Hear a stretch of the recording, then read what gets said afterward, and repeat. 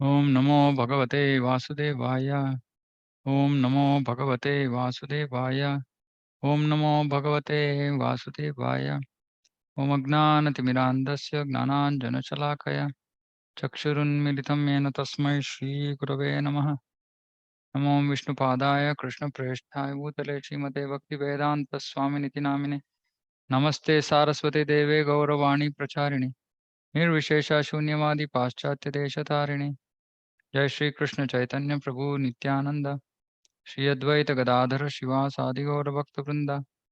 हरे कृष्ण कृष्ण कृष्ण हरे हरे, हरे राम राम राम हरे हरे।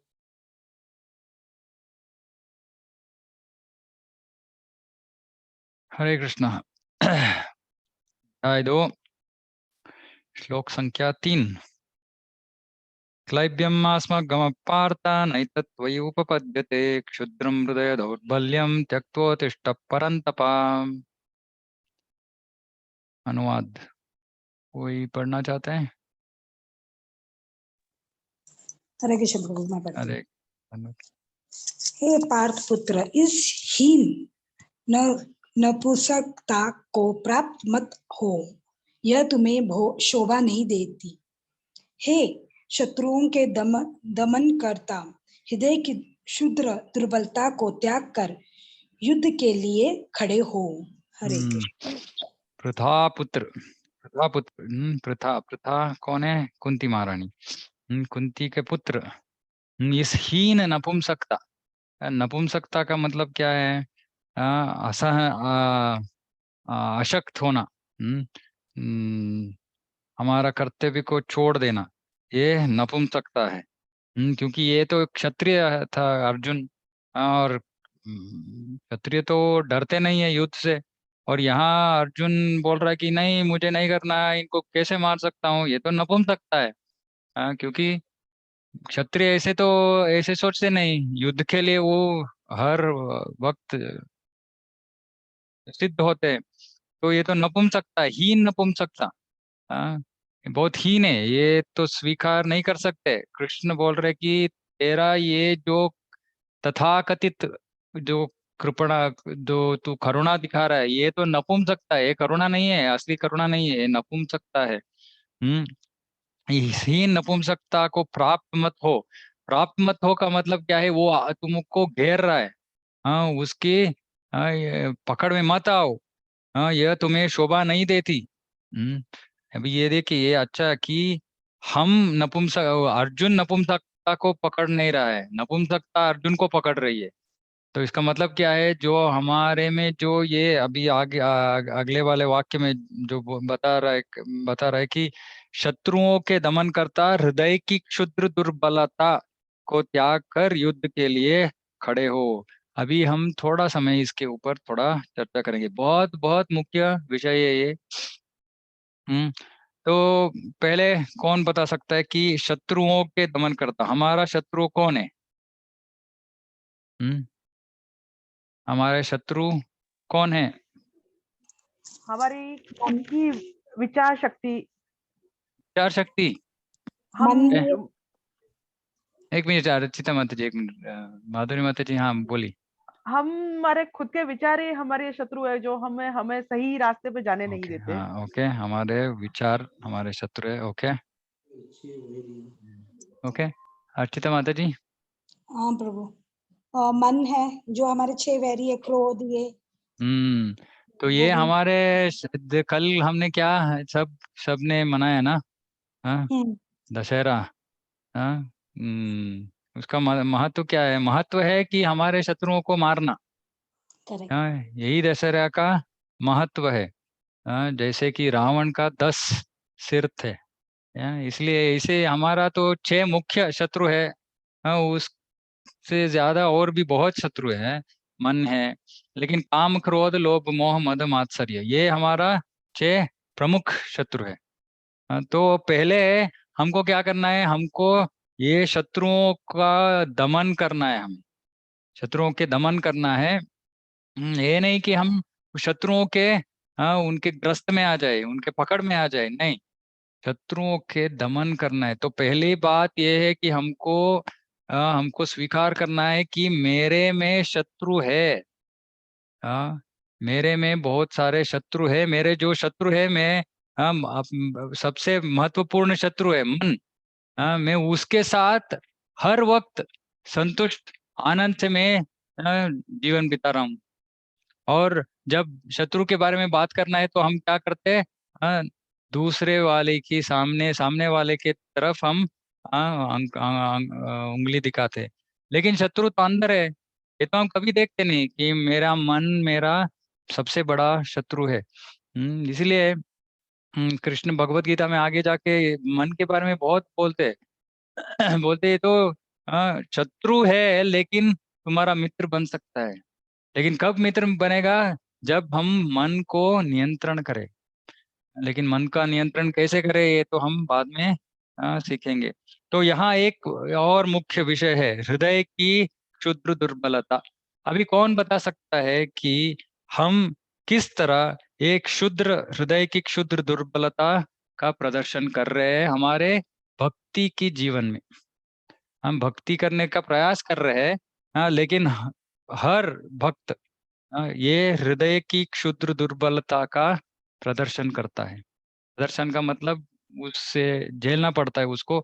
एक क्षुद्र दुर्बलता क्या है हमारे भक्ति के जीवन में?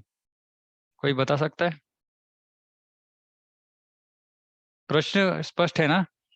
हाँ, हम जब भक्ति करते हैं तो हम ये क्षुद्र हृदय का क्षुद्र दुर्बलता का वो है हमारे में।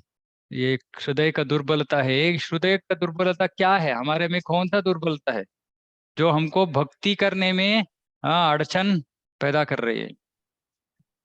मन प्रभु का जी, भय हो सकता है, पारिवारिक हो सकता है। ओके, हमें एक बोल के एक बोली।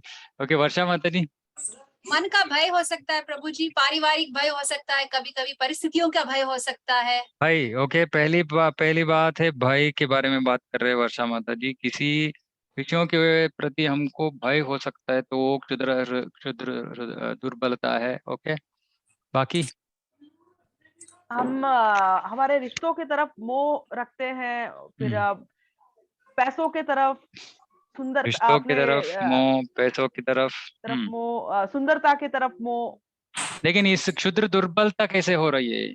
क्षुद्र दुर्बलता क्या ये है सब चीजें हमें बांधे रखती है, तो हम भगवान की तरफ भगवान की तरफ नहीं जा पाते, हम इसी चीजों में बंधे हुए रह जाते हैं। तो ये हमको ये इसको भी पहचानना है हमको कि ये जब भक्ति करनी होती है तो कोई प्रवचन में बोल रहा है कि सुबह 4 बजे उठ के जप करो। फिर हम सोचते हैं सुबह 4 बजे उठने के लिए तो मुझे जल्दी सोना पड़ेगा, लेकिन मैं तो 11 बजे से पहले सोती नहीं, तो सोता नहीं तो क्या होगा? नहीं नहीं, ये तो बहुत सालों से मैं ऐसे ही मेरा लाइफस्टाइल है। तो मैं इसको कैसे छोड़ दूं? हृदय दुर्बलता। क्योंकि जो हम जीवन भर हमने कुछ ऐसे हमारे हैबिट्स है, तो उसके हिसाब से हम भक्ति को थोड़ा एडजस्ट करने के प्रयास करते हैं कि कैसे मैं भक्ति को एडजस्ट करूं। हमारा लाइफस्टाइल को एडजस्ट करने के बारे में हम सोचते नहीं, भक्ति को कैसे मैं एडजस्ट करूं। क्योंकि मेरा जो खुद का जो जीवन में जो हैबिट्स है उसको बदलना मैं नहीं चाहता। और जैसे माधुरी माता जी बोल रही थी कि रिलेशंस, संबंध, रिश्तों, ये सब हमारे सामने आके खड़े होते और बोलते क्यों क्यों करना है ये? क्यों भक्ति करना है? क्या बूढ़े हो गए हो क्या भक्ति करने के लिए इतना? ये सब नहीं करना है। ये सब जब कुछ नहीं कर सकते, हाथ पाँव कुछ हिलेंगे नहीं, तब भक्ति करो। अभी एंजॉय करने का एज है। हम्म तो ये सब नहीं तो बोलते कि ये क्या प्याज लहसुन ये सब क्यों छोड़ना है? आओ चलो पार्टी चल रहे है, चलो सब जाके खाएंगे। तो क्या करते हैं हम तब? ऐसे जब समाज, हमारे बंधु मित्र सब हमारे विरुद्ध खड़े होते हैं, भक्ति के विरुद्ध खड़े होते हैं, तो क्या करते हैं हम? वो हमारा हृदय का दुर्बलता के ऊपर अवलंबित है। अगर हमारा हृदय दृढ़ है, हम नहीं, किसी भी हालत में मुझे भक्ति करनी है, मैं करूंगा, ऐसे है, तो हम ये इन चीजों से हम भयग्रस्त नहीं होते। उसको हम चैलेंज लेके हम उसको उससे पार करके हम भक्ति करते हैं। इसलिए हम जब भागवत में हम गोपियों का प्रेम के बारे में हम सुनते हैं तो लोगों को समझ में नहीं आता ये क्या है। हाँ, ये दृढ़ भक्ति है। सब पूरा संसार के विरुद्ध खड़े होके मुझे भगवान का भक्ति करनी है।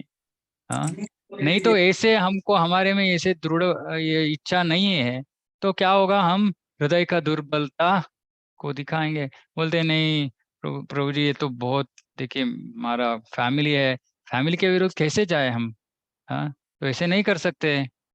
हाँ ठीक है, कृष्णा चाहिए या समाज, ये संबंध, ये सब चाहिए, हमको डिसाइड करना पड़ेगा।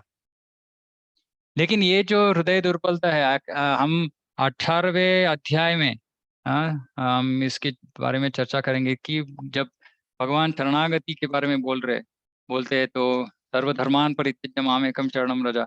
उस तात्पर्य में प्रभुपाद जी एक हरिभक्ति विलास का एक श्लोक उल्लेख करते हैं। उसमें बोलते हैं, आनुकूल्य संकल्प प्रातिकूल्य से वर्जनम।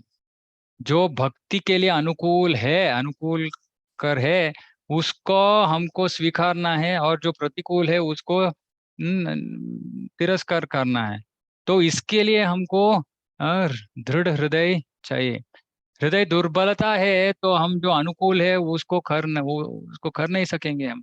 तो हम बोलेंगे नहीं, ये तो अनुकूल है, सिर्फ भगवान की भोग प्रसाद ही खाना है, ये तो अनुकूल है भक्ति के लिए।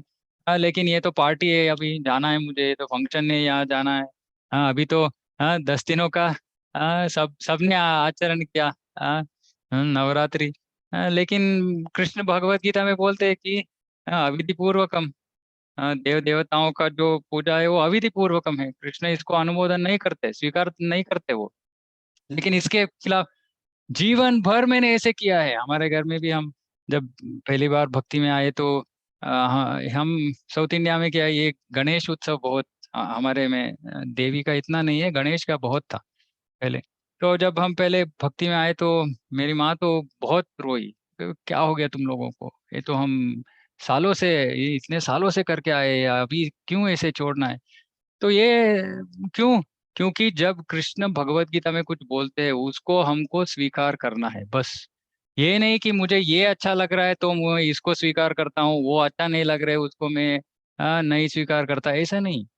तो इसीलिए जो शरणागत भक्त है, जो भगवान के प्रति संपूर्ण शरणागत है, वो कृष्ण के हर उपदेश को स्वीकारते हैं।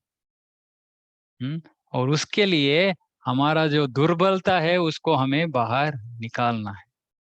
ये एक दिन में नहीं होता। ऐसे नहीं कि आप इस साल नहीं है कि ठीक है अगले साल में नहीं करूंगा, ठीक है नहीं करने का वो लेवल पे आएंगे तो ठीक है, अच्छा है।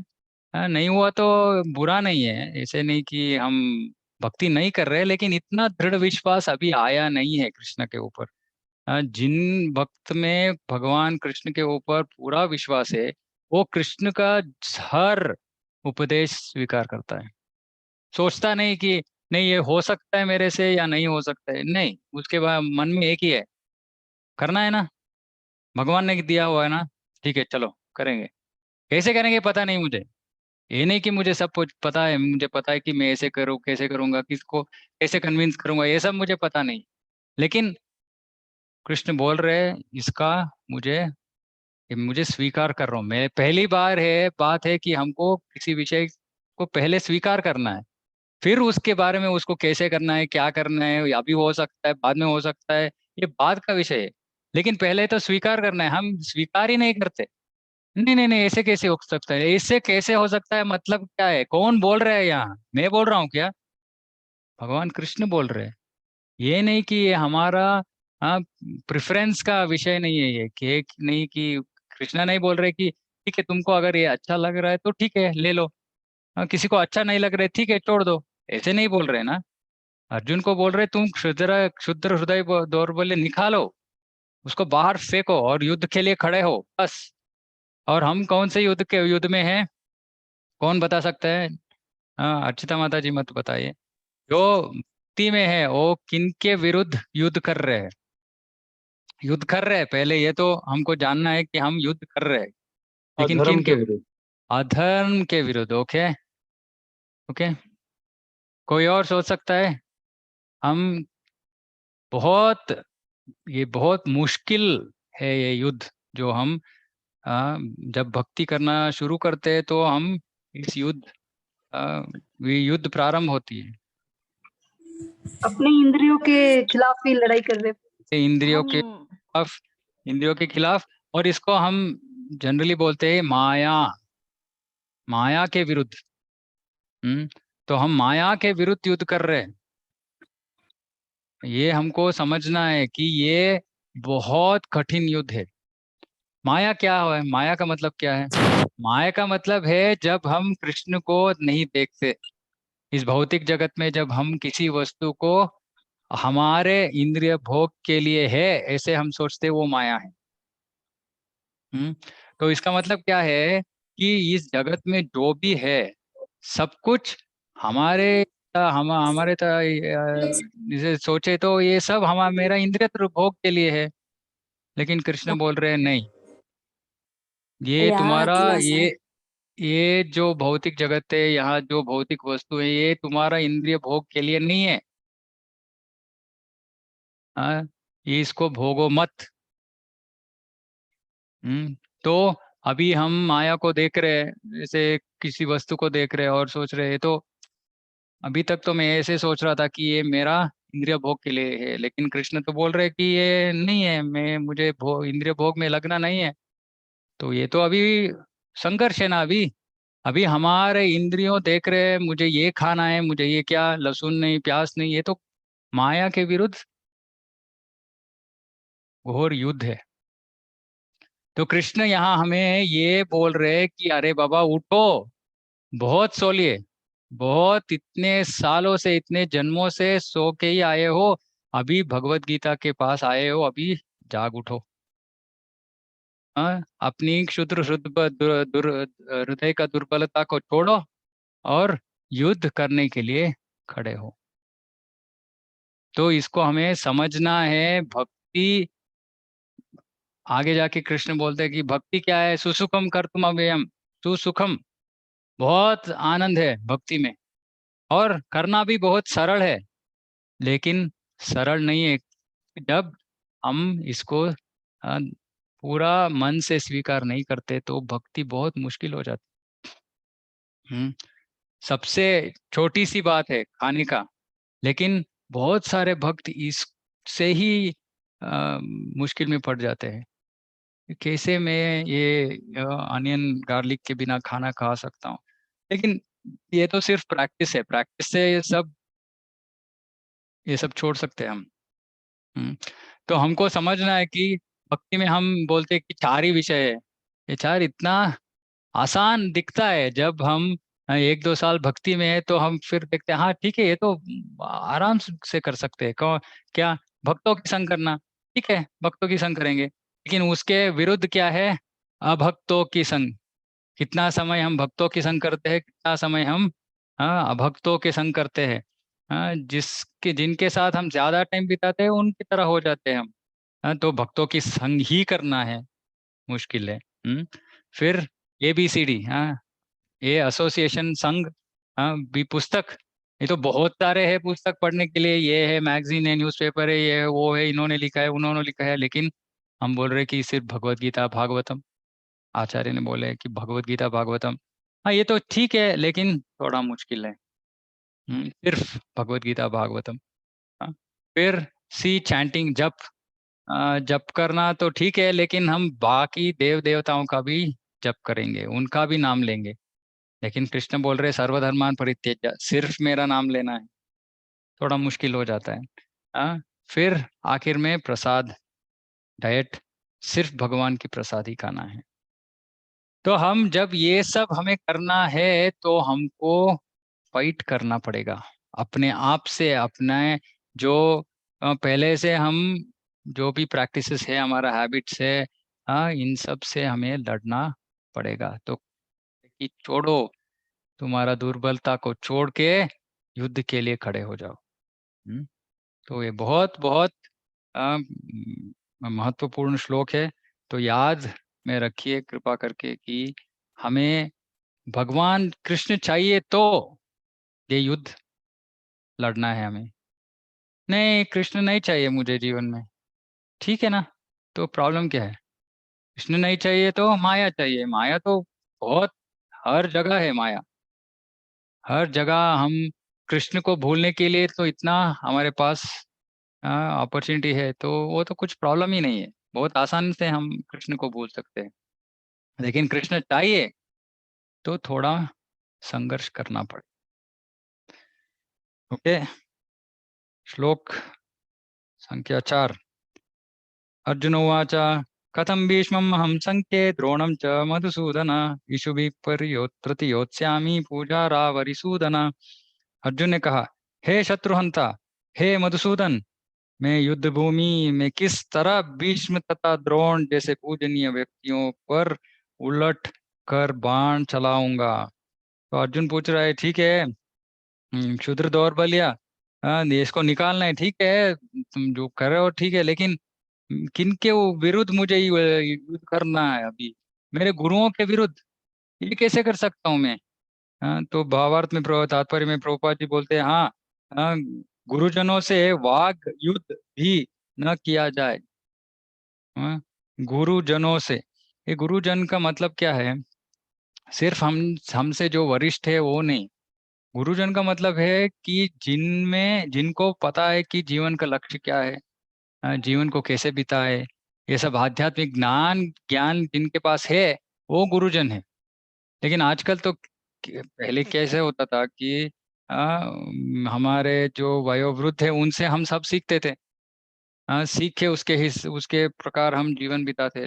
लेकिन अभी तो कलयुग में सब छोड़ रहे लोग, संस्कार छोड़ रहे, संस्कृति सब छोड़ रहे। और हम जब इस्कॉन में आते हैं, ये सब हम सीखते हैं कि नहीं नहीं नहीं, इसे नहीं छोड़ना है, उसे नहीं छोड़ना है, इसे करना है, उसे करना है। और हम जब वापस जाके हम घर में बोलते तो बड़े लोग बोलते, क्या तुम मुझसे ज्यादा जान लिया क्या तूने? हाँ, और अभी तुम्हारा मुझे सुनना है। तो ये मुश्किल हो जाता है हमको थोड़ा। लेकिन हमको पता होना चाहिए कि ये तो शास्त्र है, कृष्ण दे रहे, तो ये तो सही है, इसका पालन तो सबको करना है। ये इसमें कौन बड़ा है कौन छोटा है इसका तो कुछ कंसिडरेशन नहीं है। हाँ, लेकिन बोल रहे कि हाँ, वाग युद्ध, हम्म मौखिक युद्ध, बात करने में भी हमको जो बड़े हैं हमसे युद्ध नहीं करना है। उनको हमारे बात समझ में नहीं आ रहे तो ठीक है, उन नए विनय से बात करे और बोले कि नहीं, ये ऐसा है विषय, कृष्ण बोल रहे हैं भगवत गीता में, प्लीज मुझे छोड़िए, मुझे इस मार्ग में जाना है। आपको नहीं करना है तो कोई प्रॉब्लम नहीं है, आप मत कीजिए, लेकिन मेरे रास्ते में आप रुकावट मत बनिए। लेकिन युद्ध ऐसे नहीं, क्योंकि भक्त का एक गुण है, कि तृणादपि सुनीचेन धरोरपि सहिष्णुना मानेन मानदेन कीर्तनीय सदा हरि। भक्त हर वक्त नम्र रहता है, हाँ, अपने स्थान को बहुत उच्च ऐसे नहीं मानता कि मैं तुच्छ हूँ, क्षुद्र हूँ। हाँ, लेकिन मेरा सिर्फ एक ही क्वालिफिकेशन है कि भगवान जो भी उपदेश दिए है भगवत गीता में, मैं उसका पालन करने का प्रयास कर रहा हूँ। हाँ, तो यही मेरा एक क्वालिफिकेशन है, लेकिन नहीं तो मेरा कुछ क्वालिफिकेशन नहीं है। इस जो नम्रता का इस स्थिति में रहकर वो सब सिचुएशंस को हैंडल करता है। तो बड़े लोग ये नहीं स्वीकार नहीं कर रहे, तो नम्रता से उनसे माफी मांगकर कि मुझे कृपा करके मुझे अलाउ कीजिए ये करने के लिए, आप मत कीजिए, ऐसे बात करके निकलना है बस। युद्ध नहीं करना है बड़ों के साथ। लेकिन ये भी नहीं कि युद्ध नहीं करना है लेकिन वो जो भी गलत बोल रहे उसको भी स्वीकार करना है, नहीं। वो उसको सीखना पड़ेगा हमको, कैसे ये सब समाज से झेलना है, कैसे ये युद्ध है, युद्ध को लड़ना है, लेकिन मार के जीतेंगे नहीं। किसी को मार के हम इस युद्ध को जीतेंगे नहीं। प्यार से जीत सकते हैं, नम्रता से जीत सकते हैं। तो इसको भी हमें सीखना पड़ेगा। ठीक है, तो ओके, एक और श्लोक है, इसमें ज्यादा तात्पर्य नहीं है, ये भी खत्म कर लूंगा। अगले श्लोक श्लोक संख्या 5। गुरुन् हत्वा हि महानुभावान् श्रेयो भोक्तुं भैक्ष्यमपि इह लोके हत्वार्थ कामांस्तु गुरून् इहैव भुञ्जीय भोगान् रुधिरप्रदिक्तान्। ऐसे महापुरुषों को जो मेरे गुरु है उन्हें मारकर जीने की अपेक्षा इस संसार में भीख मांग कर खाना अच्छा है। भले ही वे सांसारिक लाभ के इच्छुक हो, किंतु है तो गुरुजन ही। यदि उनका वध होता है तो हमारे द्वारा भोग्य प्रत्येक वस्तु उनके रक्त से सनी होगी। तो यार जो अर्जुन बोल रहा है कि ठीक है, ये वो अपने स्थान खो चुके हैं, क्योंकि ये थोड़ा सांसारिक लाभ से इच्छुक है। कैसे सांसारिक लाभ से इच्छुक है? द्रोणाचार्य और भीष्म दोनों अधर्म की साथ दे रहे। इसका कारण क्या था? क्योंकि भीष्म ने प्रतिज्ञा की थी कि जो हस्तिनापुर के राजा बनेगा उसका मैं उसका सपोर्ट करूंगा मैं। और वो भी कि इतने सालों से धृतराष्ट्र दुर्योधन ने उनका जब सब देखभाल किया है, उनका सब जो आवश्यकता है उसको पूर्ण किया है। तो अभी युद्ध के समय में उनको छोड़ के विरुद्ध पक्ष जाना उनको अच्छा नहीं लगा। तो वो सोचे कि नहीं ठीक है, इन्होंने मेरा इतना सालों से देखभाल किया है तो मैं अपना कर्तव्य निभाऊंगा इनके प्रति। तो कृष्ण और पांडवों के विरुद्ध कौरवों के साथ लड़ रहे, कौरव के पक्ष में लड़ रहे। तो अर्जुन बोल रहे ठीक है, उनमें कुछ सांसारिक कुछ लाभ का इच्छा है। इसका मतलब ये नहीं कि हम उनको मार दे, क्योंकि फिर भी वो गुरुजन ही है, फिर भी वो हमसे वरिष्ठ ही है। क्योंकि इनको मारने से क्या होगा? जब सब जो हम भोगेंगे युद्ध के बाद, हमको राज्य मिलेगा, धन मिलेगा, ये सब हम बाद में भोगेंगे, तो ये तो रक्त लिप्त हो जाएगा। रक्त लिप्त, उनके रक्त से लिप्त हो जाएगा, तो ये तो हम स्वीकार नहीं कर सकते। तो ऐसे सोच रहा है अर्जुन की ठीक है, आप बोल रहे हैं सब हृदय दुर्बलता छोड़ दो, लेकिन मेरे विषय में तो बहुत मुश्किल है, ये कैसे छोड़ दूं मैं इनको? ये मेरा गुरुजन है। ऐसे वो वाद कर रहा है, लेकिन आखिर में आके यहाँ फंस जाता है। बोलता है न चैतद्विग्म कतरम नो गरीयो यद्वा जयेमा यदि वा नो जयेयु यानेव हत्वा न जिजीविषामस्तेव स्थिता प्रमुखे धार्तराष्ट्रा। हम यह भी नहीं जानते कि हमारे लिए क्या श्रेष्ठ है, उनको जीतना या उनके द्वारा जीते जाना। यदि हम धृतराष्ट्र के पुत्रों के वध कर देते हैं तो हमें जीवित रहने की आवश्यकता नहीं है, फिर भी वे युद्ध भूमि में हमारे समक्ष खड़े हैं। तो आखिर में अर्जुन ने इतना सारा लॉजिक दिया, अभी तक इतना सारा तर्क दिया। हाँ, इसके वजह से मैं नहीं लड़ूंगा, इसके वजह से नहीं लड़ूंगा, इसके वजह से नहीं लड़ूंगा, इतना 4 5 6 कारण दे दिया कृष्ण को। कौन है कृष्ण? सब ज्ञान का दाता है, वो सब ज्ञान उनसे ही आता है। हाँ, और उसके साथ उनके साथ अर्जुन बोल रहा है कि नहीं नहीं, कृष्ण तू तो मेरा मित्र है। हाँ, और अभी मैं आपको तुम्हें तर्क बोल रहा हूँ कि किस कारण मैं युद्ध नहीं करना चाहता, और ये कारण है, वो कारण है, वो कारण है, ये सब दिया उसने। लेकिन फिर भी फाइनली उसको पता नहीं चला कि क्या करना है। तो आखिर में वो बोल रहा है कृष्ण को, ठीक है बाबा, अभी मुझे पता नहीं है क्या श्रेष्ठ है मेरे लिए, अभी पता नहीं है मुझे, तुम मेरा मार्गदर्शन करो। ऐसे वो अगले श्लोक में बोल के कृष्ण के प्रति शरणागत होता है। तो ये बहुत महत्वपूर्ण श्लोक है। अगले जो श्लोक है बहुत बहुत महत्वपूर्ण है। अगले सेशन में हम उसका चर्चा करेंगे। इसके साथ ही आज का ये सेशन खत्म करेंगे। किसी का कुछ प्रश्न है तो उत्तर दे सकता हूँ।